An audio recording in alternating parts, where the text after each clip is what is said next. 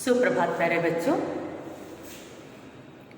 हिंदी साहित्य के अंतर्गत आज हम पाठ 13 पढ़ेंगे। इस विषय के अंतर्गत जितने भी पाठ थे वो हम लोगों ने पढ़ लिया। अब इसकी पुनरावृत्ति हम प्रारंभ करेंगे। तो जहाँ से आपकी परीक्षा में आएगा पाठ 13 से आपका सिलेबस में है, आज हम पाठ 13 से इसकी रिवीजन पुनरावृत्ति प्रारंभ करते हैं।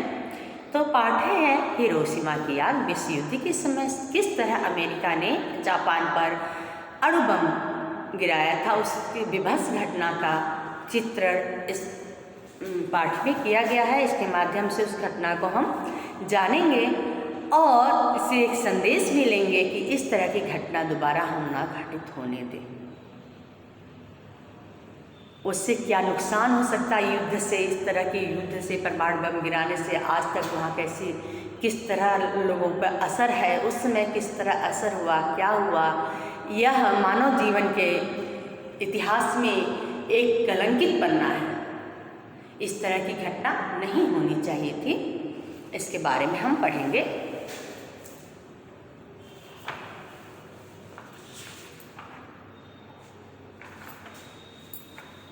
पढ़ना प्रारंभ करते हैं हम।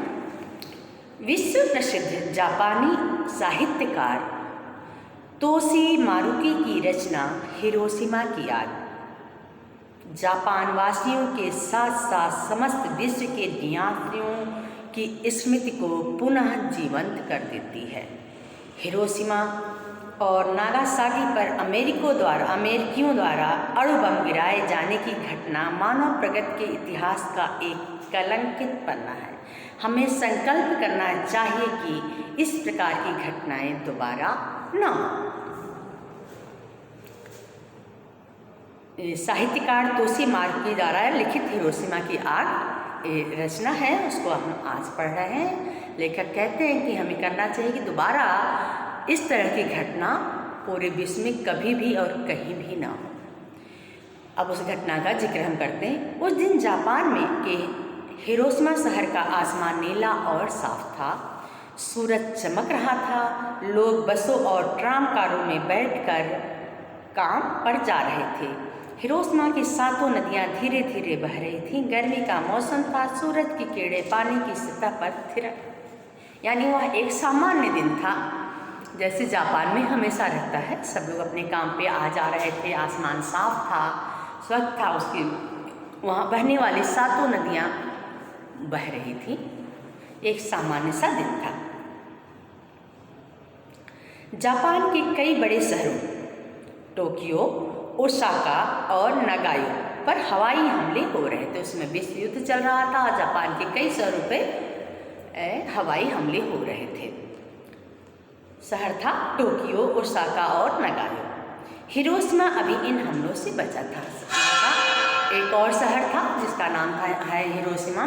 उस समय वहाँ पर युद्ध नहीं हो रहा था, यानी वहाँ पर हवाई हमले नहीं हो रहे थे, बचा हुआ था। हिरोशिमा के लोग इस बात से खुश थे कि उनका शहर बचा हुआ, युद्ध की आग में वह नहीं झुलस रहा है। वैसे उन्होंने हवाई हमलों से बचने के लिए जो कुछ संभव था वे तैयारियां की थी। मतलब जो हो सकता है युद्ध की तैयारी सारे देश ने कर रखी थी, हर शहर ने। आग ना फैले इसलिए पुरानी इमारतों को गिरा दिया गया था। सड़कों को भी चौड़ा कर दिया गया था। जगह जगह पर आग बुझाने के लिए पानी का प्रबंध किया गया था। बमबारी की स्थिति में लोगों को छिपने के लिए सुरक्षित स्थान बनाए गए थे। हर एक नागरिक अपने साथ दवाइयों की एक छोटी थैली रखता था। घर से बाहर निकलते समय लोग बमबारी से बचने के लिए खास प्रकार के कवच और हेलमेट पहनते थे। क्या क्या लोग करते थे? युद्ध से बचाव के लिए इन लोगों ने जो पुरानी इमारतें थी उसको गिरा दिया था, जिससे जो वो गिरे और उसमें आग जल्दी पकड़ सकती है, इसलिए उसको गिरा दिया गया था। सड़कों को चौड़ा कर दिया गया था। लोग अगर बमबारी होती है तो उससे बचने के लिए लोग प्रबंध करके रखे थे, कहाँ हम सुरक्षित जगह पर जाकर छुप सकते हैं, रह सकते हैं। और अपने साथ अगर उनको कुछ प्रॉब्लम परेशानी हो भी जाती तो अपने साथ दवाइयों के एक छोटे से थैले को लेके चलते थे। और अगर आग लग जाए तो एक विशेष तरह का वो लोग एक कवच जैसा ऊपर से पहनते थे और हेलमेट लगा के रखते थे, जिससे अगर युद्ध होता है तो स्वयं को बचा सके, अगर बमबारी होती है तो खुद को बचा सके। ऐसा वो सारा कुछ संसाधन अपने साथ लेकर चला करते थे, अपने साथ रखे रहते थे। माई 7 साल की थी। माई बच्ची का नाम है, एक 7 साल की लड़की का नाम है माई। वह हिरोशिमा में अपने माता पिता के साथ रहती थी। कल ही उसका चचेरा भाई गांव से आया था। वह अपने साथ खेत से कुछ ताज़ी शकरकंदियाँ लाया था। स्वीट पोटैटो लेके वो आया था। उसका भाई गांव गया तो वहाँ से शकरकंदियाँ लेकर आया था उसका चचेरा भाई। माई अपने माता पिता के साथ सुबह सुबह शकरकंदियों का नाश्ता कर रही थी। माई को बड़ी भूख लग रही थी और शकरकंदियाँ उसे बहुत पसंद थी। सुबह का समय था और उस समय वह नाश्ता कर रही थी शकरकंदियों का, जो उसे पसंदीदा था, उसका पसंदीदा नाश्ता था। उसको जो उसके गांव से आया हुआ था उसको खा रही थी। तभी कौन सी घटना घटती है? तभी अचानक एक भयंकर हादसा चारों ओर आंखों को चौंका देने वाली बिजली कड़की। बिजली पहले नारंगी और फिर सफ़ेद रंग की हो गई। ऐसा लगा जैसे हजारों बादलों से एक साथ बिजली गिरी हो। इस भयानक धक्के के प्रभाव से ऊंची ऊंची इमारतें कांपने लगी और ठहरने लगी। अचानक बहुत तेज से आवाज़ हुई और नारंगी और सफ़ेद रंग की बिजली चमकी। इतना तेज़ धमाका हुआ कि इस धमाके और आवाज़ की वजह से बड़ी बड़ी बिल्डिंगें धड़धड़ा के नीचे गिरने लगी, कांपने लगी, यानी हिलने लगी और नीचे गिरने लगी। चारों तरफ हाहाकार मच गया। इतना शांत माहौल था, सुबह का समय था, सब कुछ सामान्य ढंग से चल रहा था। सब लोग अपने घरों में जो थे खा पी रहे थे, लोग ऑफिस जा रहे थे। सामान्य रूप का जनजीवन अचानक से तब्दील हो गया और वहाँ रहने वाले लोगों के ऊपर वह बमबारी हो गई। अचानक से इतनी तेज़ आवाज़ हुआ जैसे लगा कि हजारों बादल से निकलने वाली बिजलियाँ कड़कड़ा कर नीचे गिर गई हों। अगर बादल से बिजली चमकती है तो आप एक बादल से बिजली चमकती तो आप घरों में देखे होंगे किस तरह इतनी तेज़ आवाज़ होती है और कितनी तेज़ रोशनी होती है। अगर हजारों बादल एक साथ बिजली चमकाए तो सोचिए कितनी तेज़ आवाज़ होगी और कितना तेज़ रोशनी हो जाएगा। उसी तरह वहाँ हुआ। इस प्रलय के कुछ क्षण पहले ही अमेरिकी वायुसेना के विमान इनोला गे ने हिरोशिमा के ऊपर से उड़ान भरी थी। उसने ही इस विस्फोटक बम को गिराया था। यह कोई साधारण बम नहीं था, यह एक एटम बम था। बम का नाम B-29 विमान के चालकों ने लिटिल बॉय रखा था।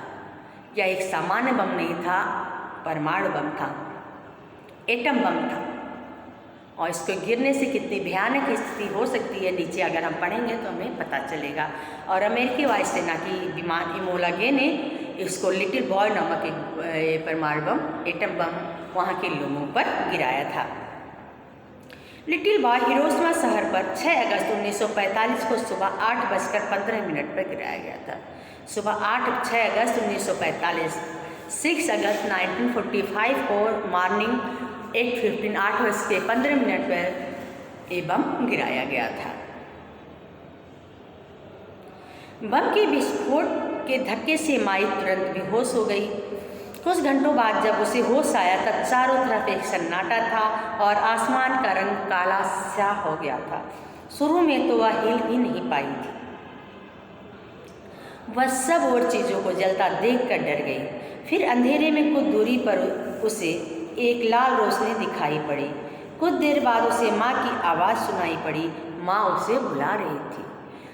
इतनी तेज आवाज़ और धमाके को सुनकर वो बेहोश होकर गिर गई थी। कुछ समय बाद माई को होश आया। चारों तरफ जब उससे होश आया तो उसने देखा चारों तरफ काला घना अंधेरा फैला हुआ था। बेहोश होने के बाद जब उसे होश आया तो कुछ समय तक वो हिल भी नहीं पाई। जब उसने थोड़े से उससे ज़्यादा शरीर हिलने डुलने के काबिल हुआ तो उसे सुनाई पड़ा कि उसकी माँ उसे आवाज़ दे रही है, बुला रही है। माई ने बड़ी मुश्किल से अपने ऊपर पड़े हुए लकड़ी के तख्तों को हटाया। ऊपर से उसके ऊपर घर गिर गए थे। तब तक माँ उसके पास दौड़ी हुई आई और उसे अपने गले लगा लिया। वो बहुत खुश हुई उसकी माँ की हमारी बेटी इतने भयानक हादसे में भी बच गई है और उसको अपने प्यार से गले लगा ली। हमें जल्दी करना चाहिए, माँ ने कहा। देखो तुम्हारे पिता आग में कितनी बुरी तरह फंसे हैं। वो बहुत तेज़ी से वो कही कि चलो जल्दी से अपने पिता को बचाते हैं, हम लोग को जल्दी चलते हैं, तुम्हारे पिता आग में बुरी तरह फंस गए हैं। कुछ देर तक माई और माँ भयानक तांडव देखती रहीं। एक रौद्र रूप आग का बिल्कुल देखती रहीं, किस तरह चारों तरफ आग फैला हुआ है, किस तरह वो अपने पिता को बचाए, ये सारा देखती रहीं और प्रार्थना करती रहीं, भगवान से, ईश्वर से प्रार्थना करती रहीं कि सब कुछ जल्दी शांत हो जाए और सब लोग बच जाए। फिर माँ तेजी से लपटों में घुसी और पिता को सुरक्षित बाहर ले गई, लेकिन जब देखी उसके पिता वहाँ से बाहर नहीं निकल पाए तो तेजी से घुसी आग की लपटों में उसकी माँ उसके पिता को आग में से बाहर लेके आई। अच्छी तरह से पिता की हालत का मुआयना करके माँ ने कहा बहुत बुरी तरह से जल गए। उन्होंने देखा कि क्या हुआ है, ध्यान से देखा और देखा तो उन्होंने कहा कि बहुत बुरी तरह से ये जल गए हैं। फिर उन्होंने अपने किमोनो के कमरबंद को खोला और उससे अपने पति के शरीर पर पट्टी बांधी। उसके बाद उन्होंने पति को पीठ पर उठाया, माई का हाथ पकड़कर दौड़ने लगी। जब देखी कि बहुत बुरी तरह से जल गए तो किमोनो उनका एक ड्रेस होता है, लंबा ड्रेस होता है और कमरे में बांधने के लिए कुछ कपड़े होते हैं, उस कपड़े को उसने निकाल कर अपने पति को जहाँ जहाँ जख्म हुआ था पट्टी को बांधा और अपने पति को अपने कंधे पर रखी और अपनी बेटी का हाथ पकड़कर दौड़ने लगी। नदी की तरफ दौड़ लगा दी। नदी की तरफ चलो, हमें जल्दी ही से नदी पर पहुंचना चाहिए, माँ ने आदेश दिया। उसकी माँ ने कहा जल्दी से जल्दी नदी तक पहुंचना है। तीनों तेजी से नदी में जाकर पानी के अंदर कूद पड़े। कूदते समय माँ को माई का हाथ छोड़ना पड़ा कुछ से, क्योंकि उसके पिता को ली थी, उसकी माँ को उसे छोड़ा। माई चार मुझे कसकर पकड़े रहो, माँ चिल्लाई। उसने कहा कि माई तुम मेरे हाथ को मुझे कस के पकड़ लो, मैंने तुम्हारा हाथ छोड़ दिया लेकिन तुम मुझे कस कर पकड़े रहो। आग से बचने के लिए भागने वालों की लंबी भीड़ थी। माई ने देखा कि बहुत से बच्चों के पूरे कपड़े जल गए थे और उनके होठ, आँखों और पलकें फूल गई थी। वे इधर उधर भटकते और चिल्लाते हुए भूतों जैसे लग रहे थे। कुछ लोग इतने कमज़ोर हो गए थे कि सीधे मुंह के बल जमीन पर गिरे पड़े थे, बाकी लोग उसके ऊपर गिर गए। हर तरफ लोगों के ढेर थे। उसने देखा जब तो चारों तरफ हाहाकार मचा हुआ था। कुछ बच्चे तो इतनी बुरी तरह जल गए थे, बिल्कुल भूतों जैसे कुछ लोग लग रहे थे, क्योंकि उनके चेहरे, आँख, नाक, मुँह जल गए थे। उन्हें किधर जाना है पता ही नहीं था, आँखें बंद थी, बस ऐसे भूतों की तरह चले जा रहे थे। कुछ लोग बेहोश होकर गिर गए थे। जो लोग दौड़ भाग रहे थे, किसी को नीचे गिरने वाले को कोई नहीं बचा रहा था, वो खुद उनके ऊपर दौड़ते चले जा रहे थे। बहुत ही भयानक घटना थी, विभत्स घटना थी। चारों तरफ बिल्कुल त्राहिमाम हमें बचा लो, हमें बचा लो, इस तरह की घटना चारों तरफ मचा हुआ था, हाहाकार मचा हुआ था। माई और उसके साथ उसके माता पिता ने पलायन जारी रखा, यानी आगे बढ़ना जारी रखा। जल्दी ही उन्होंने एक दूसरी नदी को पार किया। नदी के किनारे पर पहुँचे तो माँ ने पति के शरीर को तट पर रखा और खुद उसके पास लुढ़क गई, यानी वो दौड़ते दौड़ते भागते भागते थक गई और खुद बेहोश होकर गिर गई। माई को अपने पैरों के पास कोई चीज़ चलती हुई महसूस हुई। टप टप, वह एक चिड़िया थी, एक नन्ही सी अबाबिल। नन्ही चिड़िया का नाम था अबाबिल। वो खुद जल गई थी, उसके पंख जल गए थे और वह उड़ नहीं पा रही थी, लड़खड़ाते हुए टप टप करके चल रही थी।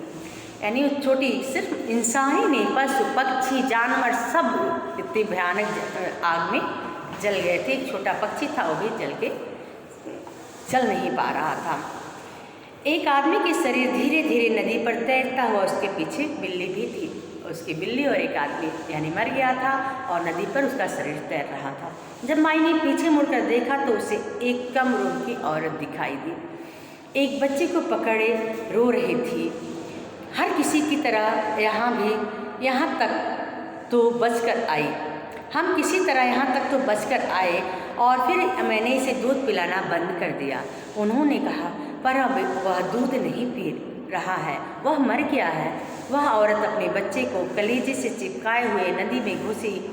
धीरे धीरे करके वह गहरे और गहरे पानी में गई और अंत में माई की आंखों से ओझल हो गई। ओझल ना, दूर दिखाई न देना।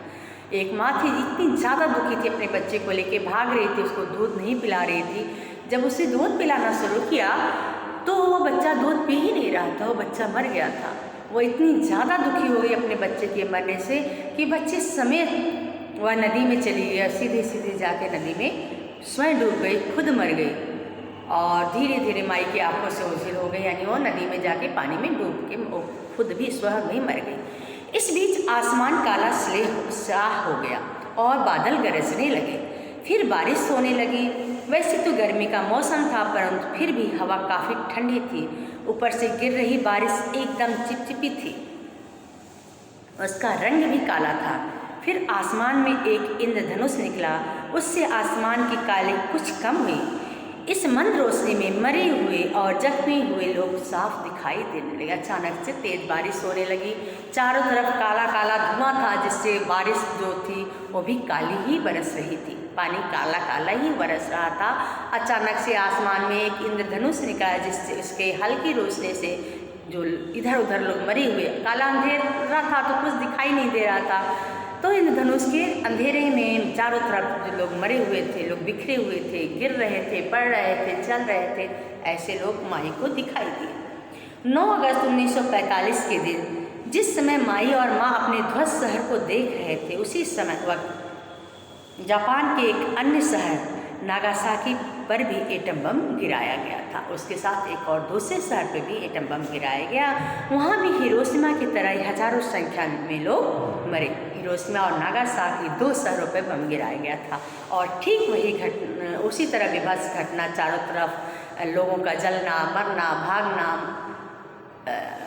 लोगों का चीखना चिल्लाना ही चारों तरफ वहाँ भी फैल गया था। हजारों की संख्या में लोग मरे और जो बचे उनका सारा घर बार तबाह हो गया। मरने वालों में केवल जापानी ही नहीं थे, इसमें अन्य देश कोरिया, चीन, रूस, इंडोनेशिया और अमेरिका के लोग भी शामिल थे। सिर्फ उस देश के नहीं, वहाँ रहने वाले जो दूसरे देश के लोग भी थे वो भी मरे। अब बम तो किसी को पहचान नहीं रहा, वो तो गिर रहा है। अपना बम गिरने से जो भी आग निकल रही है, जो भी गैस निकल रही है, वो किसी को पहचान के तो मारेंगे कि नहीं, बस जापानियों को मारेंगे।